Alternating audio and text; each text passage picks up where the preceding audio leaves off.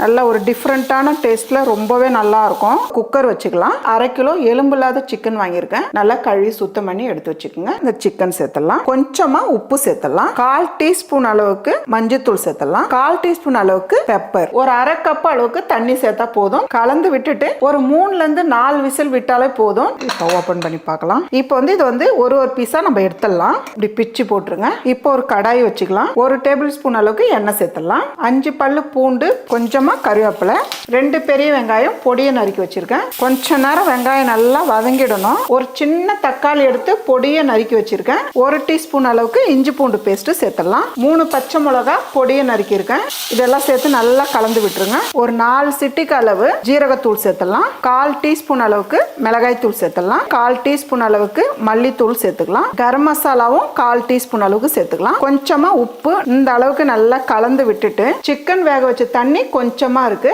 நம்ம இதுல சேர்க்க போறோம். அவ்வளவுதான். இதை சேர்த்து நல்லா கலந்து விட்டுருங்க. நம்ம சிக்கன் சேர்த்துடலாம். இந்த அளவுக்கு நல்லா பொடியா கட் பண்ணி எடுத்துக்கோங்க. சிக்கன் சேர்த்துட்டு நல்லா கலந்து விட்டுருங்கம்மா.